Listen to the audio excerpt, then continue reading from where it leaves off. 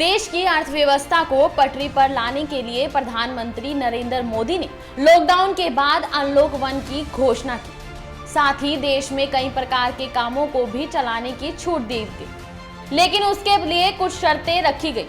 Unlock में छूट मिलने के साथ ही उत्तर प्रदेश के फर्रुखाबाद से एक बार फिर सरकार और अधिकारियों की परवाह किए बिना जनता की जान के साथ खिलवाड़ शुरू हो गया है। जी हां, महज चंद रुपयों के लिए फर्रुखाबाद के कुछ प्राइवेट टूर एंड ट्रैवल संचालकों ने बिना किसी अनुमति के अपनी बसों का संचालन शुरू कर दिया।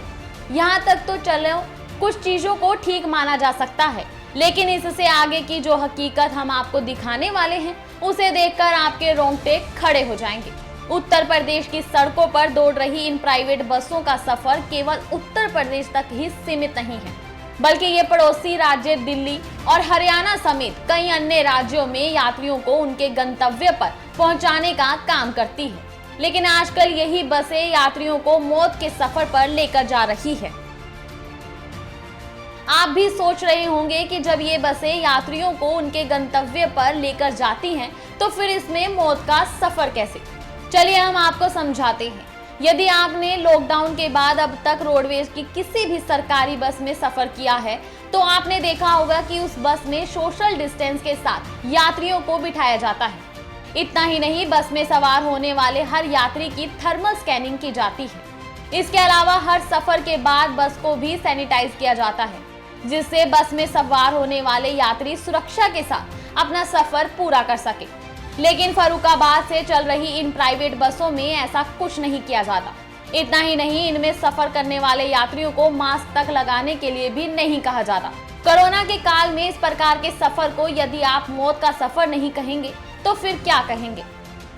अब आप समझ गए ना कि आखिरकार हम क्यों इन बसों में किए जा रहे सफर को मौत का सफर बता रहे थे। इन सब सवालों को लेकर हमने फर्रुखाबाद के डीएम मानविंदर सिंह से भी बात की।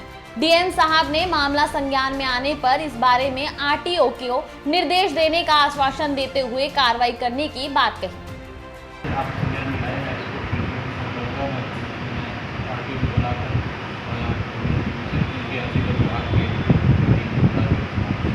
सर, इसमें माल भी लोड होता है, काफी जीएसटी चोरी भी हो रही है सर इसमें।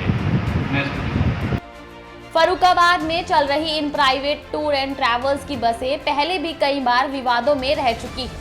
बता दें कि इस साल 10 जनवरी को कन्नौज बस हादसे में 10 से अधिक लोगों की जिंदा जलकर मौत हो गई।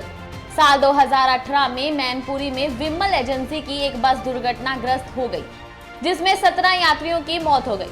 अब इसे प्रशासन या फिर सरकार की कोई मजबूरी समझे कि सड़कों पर बेरोक टोक मौत के रूप में दौड़ रही ये बसें किसी को दिखाई नहीं दे रही, जिसके चलते कोई भी इन पर कार्रवाई करने के लिए आगे नहीं बढ़ रहा।